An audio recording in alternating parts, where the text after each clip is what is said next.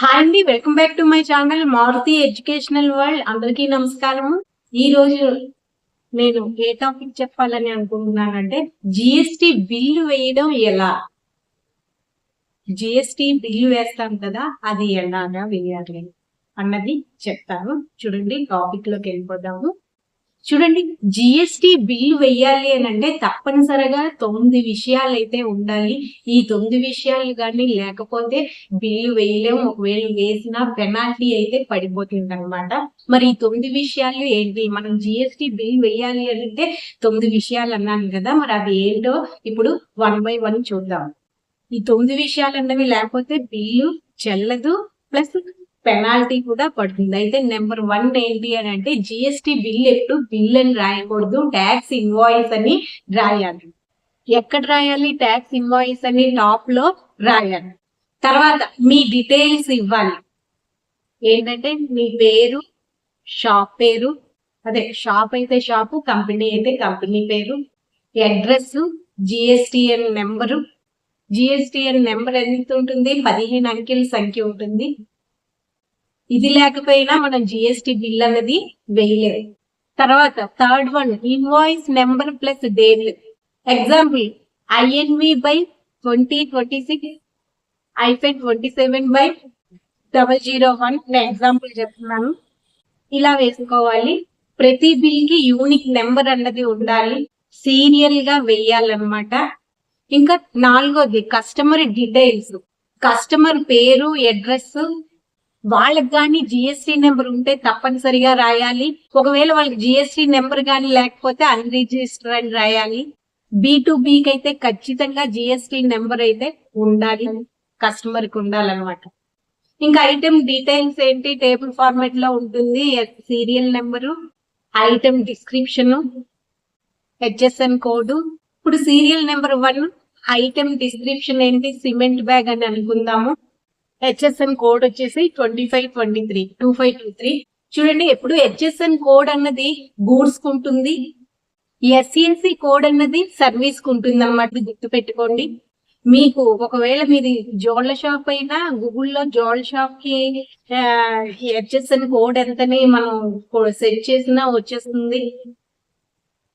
చూసుకోండి. ఇప్పుడు సిమెంట్ అని రాసాను కాబట్టి సిమెంట్ బ్యాగ్ కోడ్ 2523 అనమాట. ఇదైనా గూగుల్లో సిమెంట్ బ్యాగ్ మీకు HSN కోడ్ కానీ తెలియకపోతే గూగుల్లో కొడితే మీది ఏ కంపెనీ, ఏ ఐటెం మీరు అమ్ముతున్నారు అన్నది ఆ ఐటెం పేరు కానీ మీరు గూగుల్లో కొడితే HSN కోడ్ మీకు కనబడుతుంది.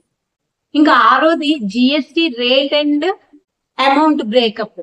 ఎగ్జాంపుల్ టోటల్ అమౌంట్, సిమెంట్ బస్తా అమౌంట్ 4000 బస్తా అమౌంట్, జిఎస్టి దీనికి 18% అనుకోండి. అప్పుడు ట్యాక్సబుల్ వాల్యూ ఎంత అవుతుంది? 3389 చిల్లర అవుతుంది. చిల్లర అంటే పైసలు, 83 పైసలు అలాగ అవుతుంది. జిఎస్టి సిజిఎస్టి 9%, 18% కదా వేసాము, అందుకు 9%.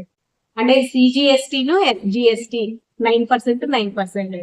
టోటల్ ఎంత అవుతుంది? 4000 అయిపోతుంది.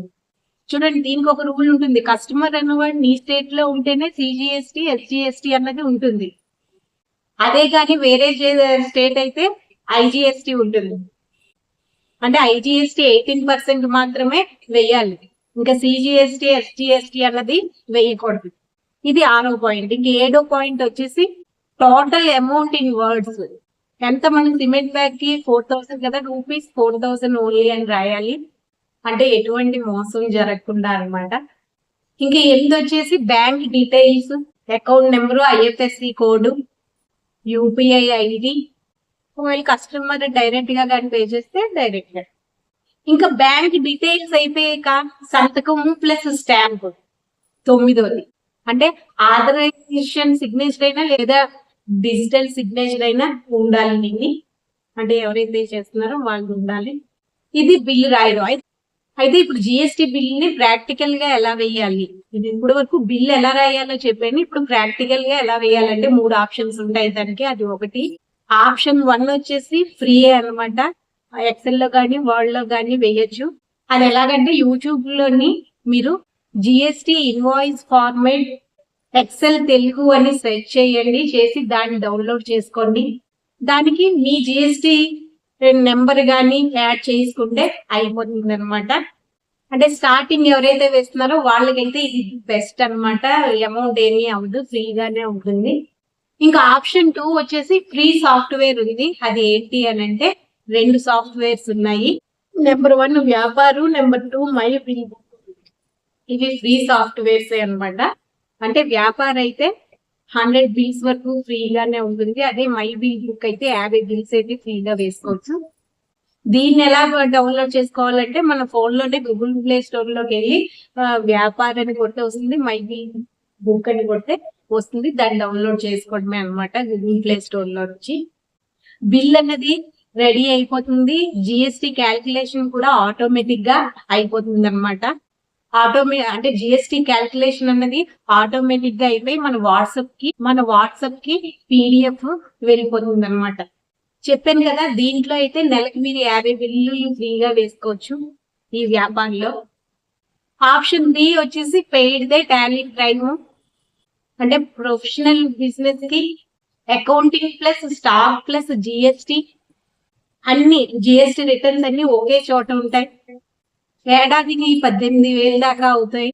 టర్న్ ఓవర్ అన్నది 40 లక్షలు. అన్నమాట. ఇవి 3 ఆప్షన్స్. జిఎస్టి ప్రాక్టికల్ గా బిల్ వేయాలి అంటే బిల్ ఆయన జిఎస్టి బిల్ ఎలా రాయాలని చెప్పాను, ప్రాక్టికల్ గా ఏ యాప్ లో ఎలా వేసుకోవాలని చెప్పాను. అయితే కొత్త వాళ్ళు కామన్ గా చేసే 3 తప్పులు ఏంటో కూడా చెప్తాను చూడండి. ఇవే అందరూ కామన్ గా చేస్తారు. రాంగ్ జిఎస్టి రేట్ అన్నమాట. అంటే ప్రతి ఐటమ్ కి 5%, 12%, 18%, 28% నేరుగా ఉంటుంది. cleartax.in లో జిఎస్టి రేట్ ఫైండర్ అని ఉంటుంది. చెక్ చేసుకొని వేయండి. అంటే మీ బిజినెస్ మీరు ఏ ఐటమ్ కి ఎంత జిఎస్టి పడుతుంది అన్నది cleartax.in అని ఉంటుంది. అందులోకి వెళ్ళి మీ ఐటమ్ ఏంటో దానికి ఎంత జిఎస్టి పడుతుంది అన్నది క్లియర్ గా ఉంటుంది అనమాట. అందులోకి వెళ్ళి వేసుకోవాలి, తెలుసుకొని అప్పుడు వేయాలి. ఇంకో కామన్ గా చేసే తప్పు ఏంటంటే రౌండ్ అప్ చేయకపోవడం. ఇప్పుడు ఒకవేళ మీది 4,000 రూపాయలు 83 పైసలు అయింది అనుకోండి మీ బిల్లు, దాన్ని వచ్చేసి 4,000 గానే వేయాలన్నమాట. అలా వేస్తేనే టాలీలోని మనకి టాలీ అవుతుంది, లేకపోతే టాలీలో టాలీ అవ్వదు అనమాట. ఇంకా మూడోది వచ్చేసి బిల్లు ఇవ్వకపోవడం. క్యాష్ సేల్ అయినా 500 రూపాయలైనా జిఎస్టి బిల్లు ఇవ్వాలి, లేకపోతే ఇన్కమ్ ట్యాక్స్ ప్రాబ్లం అవుతుంది. అంటే క్యాష్ కు మీరు బిల్ చేసినా ఆ బిల్ అయితే జిఎస్టి బిల్ ఇవ్వాలన్నమాట, లేకపోతే ఇన్కమ్ ట్యాక్స్ ప్రాబ్లం అయితే అవుతుంది. ఇవన్నమాట కామన్ గా చేసే 3 తప్పులు. ఇది జిఎస్టి బిల్ అన్నది ఎలా రాయాలి, ఏ యాప్ లో మొబైల్ యాప్ లో అయితే ఫ్రీగా ఎలా వేసుకోవాలి, కామన్ గా ఏ తప్పులు చేస్తారు జనరల్ గా అన్నది అయితే చెప్పాను. ఇవాళ టాపిక్ ఇదనమాట. ఈ వీడియో కనుక నచ్చితే ప్లీజ్ లైక్ చేయండి, ఛానల్ అయితే సబ్స్క్రైబ్ చేసుకోండి. Okay, thank you.